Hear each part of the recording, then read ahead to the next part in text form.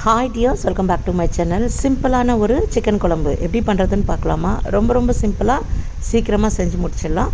நான் வந்து குக்கரில் பண்ணுறேன். குக்கரில் ஒரு 3 டேபிள் ஸ்பூன் எண்ணெய் ஊற்றிக்கோங்க. அதில் வந்து கொஞ்சம் சீரகம், ஒரு பட்டை, ஒரு லவங்கம், ஒரு ஏலக்காய் மட்டும்தான் சேர்த்துருக்கேன். நான் ரொம்ப கரம் மசாலா சேர்க்க மாட்டேன். உங்களுக்கு வேணும்னா நீங்கள் மற்றதெல்லாம் கூட ஆட் பண்ணிக்கலாம். அதுக்கப்புறம் ஒரு பெரிய வெங்காயம் சாப் பண்ணி போட்டிருக்கேன். 4 பச்சை மிளகாய், கொஞ்சம் கருவேப்பிலை சேர்த்துட்டு நம்ம நல்லா வதக்கிக்குவோம். 2 தக்காளி பழம் பொடியாக கட் பண்ணி சேர்த்துருக்கேன். இது சேர்க்கும்போது கூட கொஞ்சம் மஞ்சத்தூள் சேர்த்துருக்கேன். சேர்த்துட்டு நல்லா வதக்கி விட்டுடுறேங்க.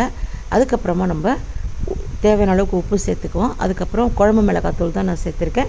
நீங்கள் மிளகாத்தூள், தனியாத்தூள் சேர்க்குற மாதிரி இருந்தால் உங்கள் ரேஷு பொடி காரத்துக்கு தகுந்த மாதிரி நீங்கள் சேர்த்துக்கோங்க.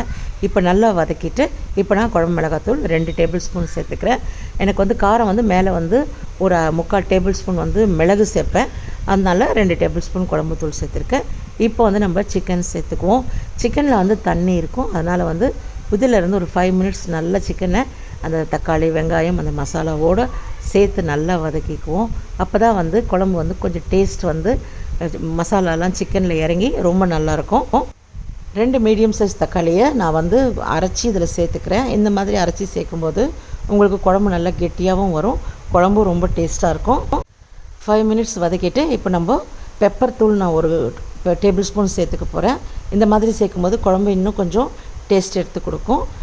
அது போட்டு சேர்த்துட்டு நம்ம இன்னும் ஒரு 2 மினிட்ஸ் நல்லா கிளறிட்டு, நான் ஏற்கனவே தக்காளி அரைச்ச மிக்சியில் இருக்க அந்த மிக்சி மட்டும் கழுவிட்டு ஒரு 3/4 கிளாஸ் தண்ணி மட்டும்தான் ஊற்ற போகிறேன். ஏன்னா வந்து ஏற்கனவே சிக்கனில் தண்ணி இருக்கிறதுனால நீங்கள் குக்கரில் வைக்கும்போது நல்லா எல்லாமே சேர்ந்து வெந்து வந்துடும். ஒரு 3 விசில் வச்சுக்கோங்க.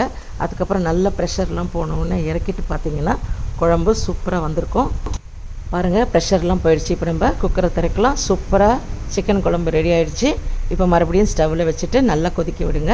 நல்ல குழம்பு உங்களுக்கு தேவையான பதத்தில் வரும்போது கொத்தமல்லி நல்லா பொடியாக கலந்து கட் பண்ணி அதில் சேர்த்து நல்ல ஒரு கலக்கலாம். அவ்வளோதான், சூப்பரான சிக்கன் குழம்பு ரெடி. சப்பாத்தி, பரோட்டா, தோசை, இட்லி, ஆப்பம் எல்லாத்துக்கும் ஆப்டாக இருக்கும். ட்ரை பண்ணி பார்த்துட்டு எப்படி இருக்குன்னு சொல்லுங்கள்.